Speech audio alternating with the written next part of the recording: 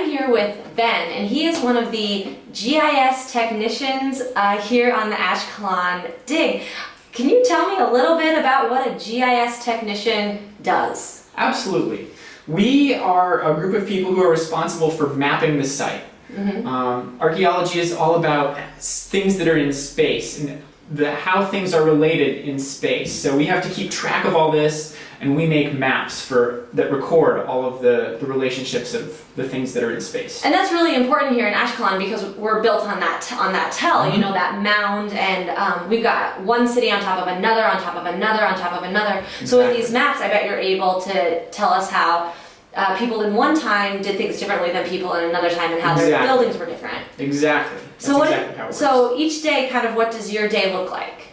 Well, each day we go out and we use surveying equipment, specifically an electronic total station, to measure in all of the specific points that need to be shot. So we measure in all of the walls that you find, the layers that you find, and even the special finds like special pottery, for example. We'll measure all of that in, and we can show it on the computer. Wow, how do you do that? So, for example, this right here, this right here, all of these little blue dots are new points that we shoot in. We bring them into the computer mapping system, and we can use them to draw the map of the new units. So yesterday, we found these bricks up here in the corner, and you can see these blue dots. I will zoom in there, and you can see them.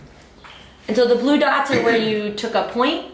Exactly, yep. Okay, so they put the machine down and took a point and were able to basically connect the dots. That's exactly what it is, connect the dots. Wow. And then, not only do we connect the dots, but we have, each of these dots has locations in 3 dimensions. Oh, wow. So we have east, north, and height above sea level. So what we can do is we can plug those into another program here, and this is the same data that you see in the other thing, but it's in 3 dimensions, and we can see, this is grid 38.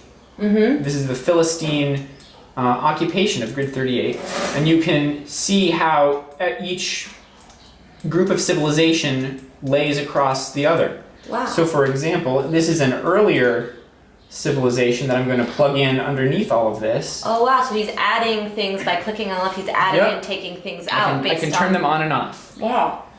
So we call this phase 21. This is the late Bronze Age occupation. Okay. And then we can add in the Iron Age occupation on top of it. And you can see how they're building over all of the old late Bronze Age occupation. So this came first, and then underneath it was the thing you showed us just a moment ago. So it was this, and then underneath it was the thing before. Exactly. Wow, that's really, really interesting. And then that's the next phase. So these are some of the things that we can do with the data that we get in the field with the total station. Wow, thank you so much, Ben. No problem.